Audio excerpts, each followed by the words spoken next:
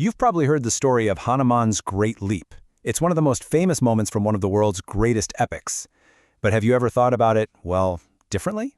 What if we look at it through the lens of modern physics? We're talking wormholes, quantum mechanics, and the very fabric of reality itself. So what if that epic journey wasn't just a miracle? What if it was describing a manipulation of space-time so advanced we're only just beginning to dream about it today? This isn't just about making a cool comparison. It's about how these ancient stories resonate with some of the most mind-bending theories in science. Okay, so let's set the scene. The queen, Sita, she's been kidnapped. The mission to rescue her has hit a dead end, or rather a gigantic ocean. Rama's army is just stuck. They're staring across this impossible stretch of water at the island fortress of Lanka. The whole thing comes down to one question: how in the world do they get across? And it's right here, in this moment of total despair, that we get one of the most incredible feats in all of mythology. The stage is set for an epic leap. Just when all hope seems lost, the wise bear king Jambavan pulls Hanuman aside. He reminds him of who he really is, of the immense power lying dormant inside him, and it's like a switch flips. A volcano of energy just awakens. Hanuman begins to grow and grow until he's the size of a golden mountain, and with a single prayer, he launches himself into the sky. Now, the way the story describes his speed is super interesting. It uses the word manojava, which means as swift as the mind. That suggests something more than just being really, really fast, right? It hints at a journey that's not just about moving through space. And, it sounds a lot like the modern concept of an Alcubierre warp drive, which proposes you could travel by contracting space in front of you and expanding it behind you, essentially pulling your destination closer. Okay, but let's pump the brakes for a second and come back to reality. The Alcubierre drive is, for now, pure theory. It requires something called exotic matter, a hypothetical substance with properties we have never, ever observed in the real world. So while the math is cool, it is definitely not science fact. At least, not yet. But Hanuman's journey wasn't just a simple, straight flight. It was packed with trials. And the way he overcomes them, well, that's where we find another strange echo in modern physics. So his first big test comes from the serpent mother, Sarasa. She tells him the only way past is to go through her mouth. Hanuman thinks, okay, game on, and uses his power to grow huge. But she just opens her jaws even wider. He quickly realizes that brute force is a dead end, so he does something absolutely brilliant. He instantly shrinks down to the size of a thumb, zips into her mouth, and pops right out her ear. Test passed, with cleverness, not just strength. And this is just such a perfect illustration of that strategic pivot.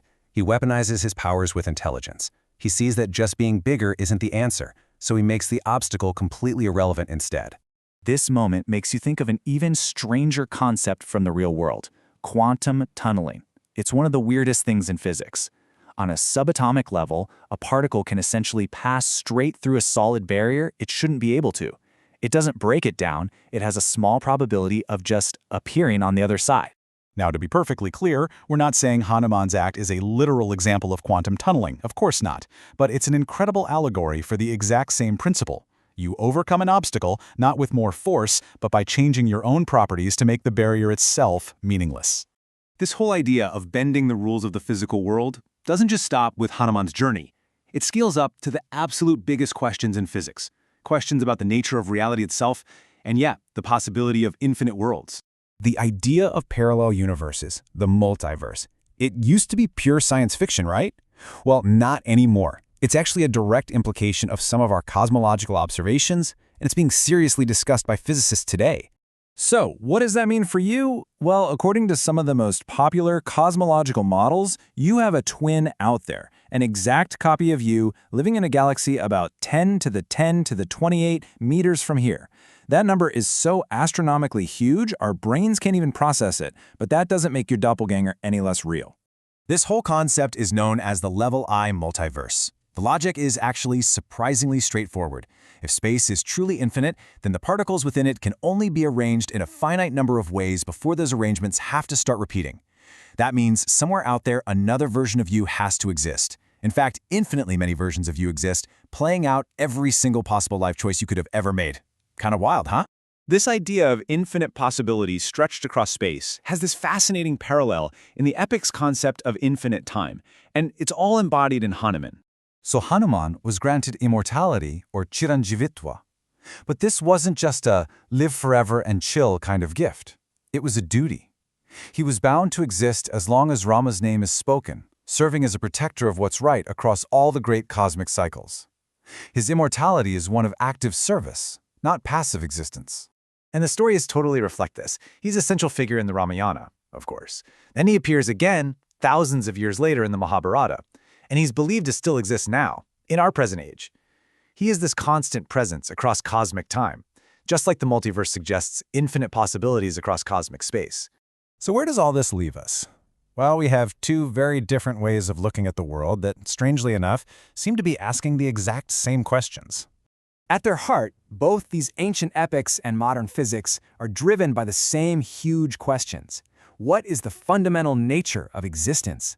Is the world we see around us a fixed, solid thing, or is it something mutable, something that can be bent or folded, or even exist in multiple states at once? Let's be absolutely clear here. These are analogies, not equivalences.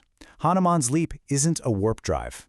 But the parallels are so fascinating because they show that the very same questions that drive science today were being explored thousands of years ago through the powerful language of myth and story. Which leaves us with a final thought to chew on. Are these just fascinating coincidences? Are we just good at seeing patterns where there are none? Or could there be a deeper connection here, an intuition about the universe that our ancient wisdom captured in stories, and that our modern science is only now beginning to catch up with? It's something to think about.